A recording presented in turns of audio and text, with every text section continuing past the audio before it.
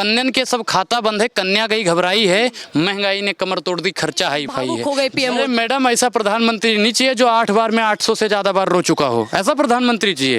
ये तो रोने वाला है, भेजो इसे अपने घर पे जाके बैठ के रोए। अरे मैडम, ना हिंदू खतरे में है ना ही मुसलमान खतरे में है, सिर्फ और सिर्फ भारतीय जनता पार्टी की दुकान खतरे में। आप देश के गृह मंत्री हैं, देश संभालिए।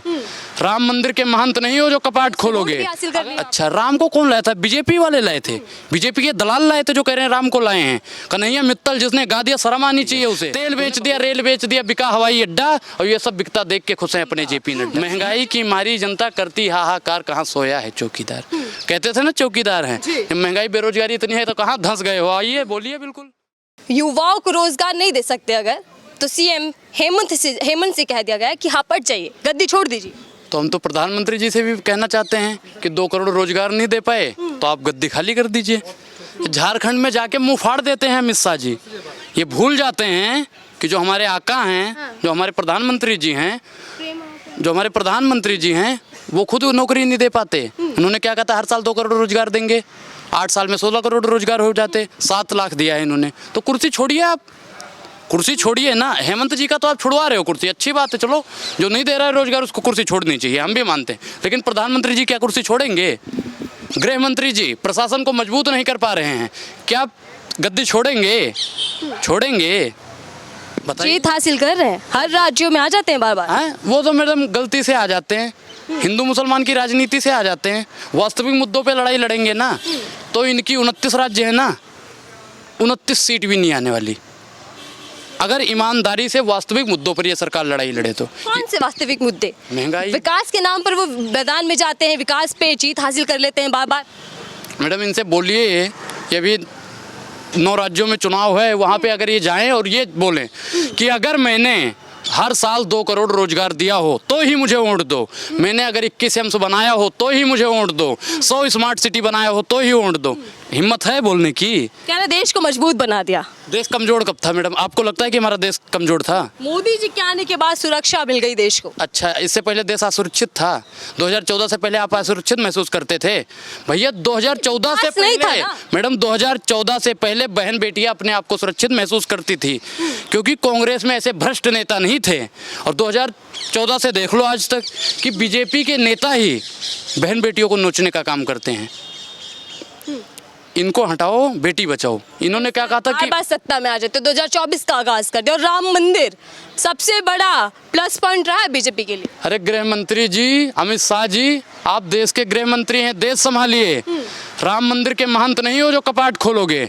अगर आपको राम मंदिर का वास्तविक में महंत बनना है तो इस्तीफा दीजिए, आप राम मंदिर के महंत बनिए। राम मंदिर के महंत को उनको वहाँ बैठाइए। जनता को चाहिए था ना राम मंदिर, वो बीजेपी ने दिया। आपने सुना तो होगा, जो राम को लाए हैं हम उनको लाएंगे। तो हम तो कहते हैं कि जो ताला खुलवाए हैं हम उनको लाएंगे। 24 में फिर से हम भारतीय जनता पार्टी को हटाएंगे। राम मंदिर का ताला किसने खुलवाया था? अरे राम को लाने वाले तो बीजेपी अपने आप को बताती है, उस पर वोट भी हासिल कर लिया। अच्छा, राम को कौन लाया था? बीजेपी वाले लाए थे, बीजेपी के दलाल लाए थे जो कह रहे हैं राम को लाए हैं।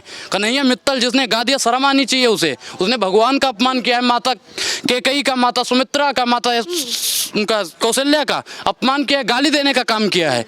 और हमारे भगवान को जो गाली देगा वो नहीं सहेगा हिंदुस्तान। मैडम, ये गलत है। राम को कौन लाया? दशरथ लाए, कौशल्या जी लाई। तो आपने सुना था ना मैडम, ये गलत नारा है, फर्जी नारा है। वास्तविक मुद्दों पे बात नहीं करते हैं। सुना था हर हर मोदी घर घर मोदी, इन नारों ने कमाल भी तो किया। हर हर मोदी घर घर नहीं, अब नारा होगा हर हर राहुल घर घर राहुल। कैसे राहुल जी यात्रा से पीएम बन जाएंगे? बिल्कुल बिल्कुल मैडम, बिल्कुल। उनकी यात्राओं को कुचलने का काम अंग्रेजी सरकार कर रही है, जैसे गांधी जी की यात्राओं को कुचलने का काम अंग्रेजी सरकार करती थी। जो डलहौजी ना कर पाए वो ये काम कर देंगे। अगर 24 में गलती से जिता दिया भारतीय जनता पार्टी वालों को तो भारत की संपत्ति को नीलाम कर देंगे। मैडम, हमारे गाँव में आपने भी देखा होगा, आपके भी गाँव में, देश में, जब कोई निकम्मा लड़का होता है ना तो घर का सोफा बेच देता है, घर की टीवी बेच देता है, कूलर बेच देता है, खेत खलिहान बेच देता है, घर द्वार बेच देता है। वर्तमान सरकार देश की एक एक संपत्ति को बेचने का काम करती है। तेल बेच दिया, रेल बेच दिया, बिका हवाई अड्डा, और ये सब बिकता देख के खुश हैं अपने जेपी नड्डा। महंगाई की मारी जनता करती हाहाकार, कहाँ सोया है चौकीदार। कहते थे ना चौकीदार हैं।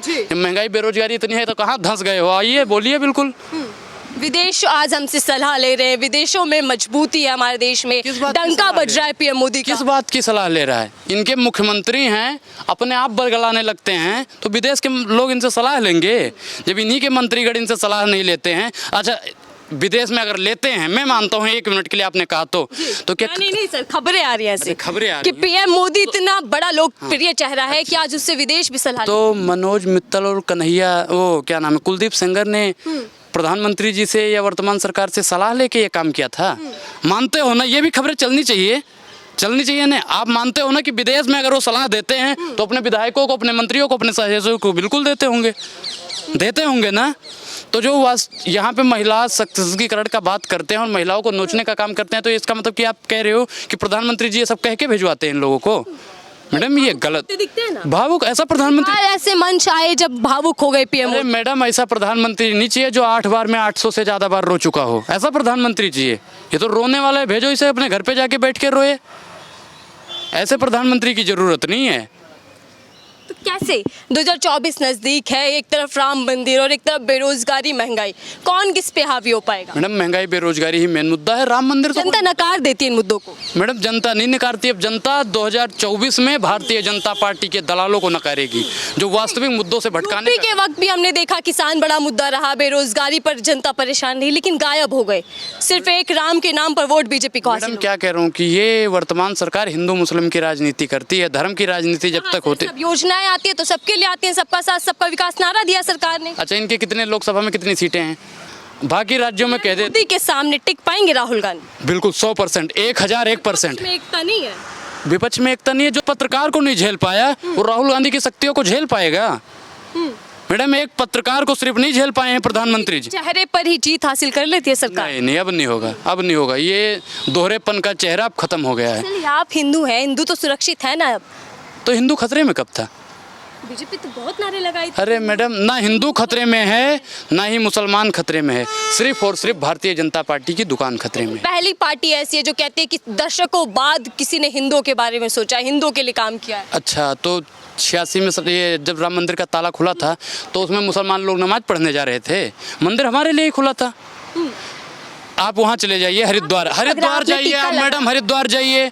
वहाँ पे जिस घाट का निर्माण है वहाँ पे साफ और सुनहरे अक्षरों में लिखा हुआ है, इस घाट का निर्माण राजीव गांधी जी के फंड से कराया गया है, ना कि प्रधानमंत्री राहत कोष से। सुनिए तो वो अनुराग जी, अच्छा उस पे टीका लगाए हैं। आपको नहीं लगता आपको बीजेपी को सपोर्ट करना चाहिए? हिंदू सुरक्षित है, आज हिंदुओं का देश कहलाया जा रहा है। क्यों? हिंदू इनके गुलाम हैं। हम इनकी चाटुकारिता करेंगे? वास्तविक मुद्दों पे बात नहीं करते। वास्तविक मुद्दों पे बात करें हम इनके साथ हैं। अच्छा चलिए, फिर से बेरोजगारी पर आते हैं। आपको पता है कि किस राज्य में सबसे ज्यादा बेरोजगारी दर है, या कहाँ की सरकार किस तरीके से फेल होती है? मैम, जहाँ पे भारतीय जनता पार्टी की सरकार है, सबसे ज्यादा बेरोजगारी वहीं पे है। वादा तो किए थे कि कई करोड़ नौकरियां दे देंगे। अरे वादा, इनका वादा ही था। इनके वादे के जरिए में गड्ढे में जाएंगे। काम किया किसी और ने, कोई फीता काट रहा है बस। अच्छा, एक और सवाल मुझे याद आ गया अनुराग जी, पहले तो आप सरकार के बड़े गुणगान क्या करते थे, बीजेपी की तारीफों के पुल बांध दिया करते थे। बिल्कुल। और आज विरोध क्यों? मैडम, सच्चाई छिप नहीं सकती है बनावट के उसूलों से, और खुशबू आ नहीं सकती कभी कागज के फूलों से। तो जो कागज का फूल मेरे सामने था उसमें गुलाब जल डाला गया था, तो हम तो कुछ ही दिन सूंघते रहेंगे उसे। और जब वास्तविक में पता चला कि कागज से खुशबू नहीं आ सकती, हमने भैया करवट ले लिया। ऐसा क्या हुआ कि अब मतलब विरोध करना शुरू कर दिया? मैडम, जब हमें पता चला कि वास्तविक मुद्दे पे राजनीति नहीं करती, हिंदू मुसलमानी करती है, कभी सिविल कोर्ट ले आती है, कभी कुछ ले आती है, मारपीट दंगाइयों की पार्टी है। भाजपा ही नहीं है, दंगाई है मैडम। सेवादार बताते हैं अपने आप। अरे कहने दो, सेवादार सेवादार कुछ नहीं है, सिर्फ और सिर्फ गद्दार है। मोदी कहते हैं सेवा करने आया हूँ, सेवादार हूँ, चौकीदार हूँ। जो अपनी माँ का सेवा नहीं कर पाया वो जनता की सेवा करेगा? अपनी माँ को अकेला छोड़ दिया वो जनता की सेवा कर पाएगा? अपनी पत्नी को छोड़ दिया वो जनता की सेवा कर पाएगा? अपने भाई बंधु मित्रों का नहीं हुआ वो जनता की सेवा कर पाएगा? सर, और क्या चाहिए? जो राशन की सुविधा उसने दे दी है, शौचालय प्रधानमंत्री ने बनवा दिया महिलाओं के लिए। कितनी काम, कितनी योजनाएं सामने हैं। अच्छा बताओ, राशन आपको रोजगार नहीं मिला है और 5 किलो राशन मिल रहा है, तो इससे आप महीने का गुजारा कर पाओगे? आपको रोजगार चाहिए या राशन चाहिए? सर, रोजगार आज की डिमांड है, युवा भी रोजगार मांग रहा है, तो कब कब मिलेगा रोजगार? 2024 नजदीक है। मैडम ये नहीं दे पाएंगे। मैं तो कह रहा हूँ कि विकास की आंधी और 24 में हमें चाहिए राहुल गांधी, ये करेगा काम मैडम। क्योंकि कांग्रेस के राज्य में जब महंगाई होती थी, बेरोजगारी होती थी, तो विकास दर भी हुआ करता था। आप देख लीजिए 47 से 14 तक विकास दर जब महंगाई बढ़ती थी ना, तो 12% से ऊपर रहा करता था। और आज महंगाई भी बढ़ रही है, विकास दर डाउन होता जा रहा है। विकास दर आज कितनी है? 3.7% बस। चाणक्य कहे जाते हैं। चाणक्य? कौन चाणक्य? ये चाणक्य हैं? कौन से चाणक्य हैं ये? कौन सा? वो नारा दे देते हैं 300 प्लस 150 प्लस, वही जीत हासिल कर लेते हैं। अच्छा, आप मानते हो ना कि जो कहते हैं वो करते हैं? हाँ, कहते तो है ना खुद कि जो संकल्प लिया उसको पूरा कर देते हैं। अच्छा, तो आपको शायद याद हो कि उत्तर प्रदेश में चुनाव के दौर में गए थे, तो इन्होंने क्या कहा था कि दिल्ली में बहन बेटियां गहने लाद के आधी रात को सड़क पे घूम सकती हैं। वहाँ पे वो कहा। अब इनके संयोजक क्या कर रहे हैं कि गहना नहीं लादा था इसलिए नोच के खा गए। गहना लाद अपराधी तो थर थर कांपने लगता है अब। कोई नहीं कांपता मैडम। दूर दूर तक अगर रिश्ता भारतीय जनता पार्टी से आता है ना अपराधी का, तो उसे छुड़ाने में, उसे बचाने में किसी भी हद तक ये पार्टी गिर सकती है। तो 24 को कैसे देख रहे? 23 में खड़े, 9 राज्यों के अंदर चुनाव है और यही 9 राज्य तय करेंगे कि 2024 की राजनीति क्या देखने को मिली। मैडम मैं कह रहा हूँ कि बैलेट पेपर से चुनाव करवा के आप देख लीजिए, 9 के 9 राज्यों में अगर भारतीय जनता पार्टी की 9 सीट आ जाए तो जो कहोगे वो करूँगा। बैलेट पेपर से चुनाव करवाइए, लेकिन ईवीएम से करवाओगे तो घपला कर लेंगे। आप कह रहे हैं 24 में राहुल गांधी आ रहे हैं, उधर ईवीएम पे घपला हो जाएगा। क्या मोदी है तो मुमकिन है? मोदी है तो नामुमकिन है। 2 करोड़ रोजगार नामुमकिन है, महिला सशक्तिकरण नामुमकिन है, युवाओं को रोजगार नामुमकिन है, 100 स्मार्ट सिटी नामुमकिन है, 21 एम्स नामुमकिन है। फिर भी जनता कहती है कि आएंगे तो मोदी ही। मैडम कोई नहीं कहता। आप जनता से बात कीजिए ना, दबे कुचले लोगों से बात कीजिए, गरीबों से, झुग्गी झोपड़ी। आप युवा हैं अनुराग जी। बदलाव क्योंकि मैडम महंगाई बेरोजगारी ही मेन मुद्दा है। वास्तविक मुद्दों से भटकाने का ये सरकार काम करती है। ये राम मंदिर ले आती है, कभी सिविल कोर्ट ले आती है। आपको लगता है कि सिविल कोर्ट ही मुद्दा है मेन? अरे वो तो बाद में भी हो जाएगा। हर चीज़ का एक समय होता है, समय से पहले नहीं करते हैं ना कोई काम। लेकिन 8 साल में कितना विकास हो गया देखिए। 70 साल में कुछ नहीं कर पाए। 70 साल में जितना हुआ है ना, गिनवाएंगे नहीं, गिनवाने की क्षमता है। अगर गलती से गिनवा दिए ना तो ये प्रधानमंत्री जी वो भी बेच के खा जाएंगे। बताऊंगा नहीं, अभी कैमरा बंद हो जाएगा ना, उसके बाद में भले ही बता दूंगा, नहीं तो ये बेच डर है।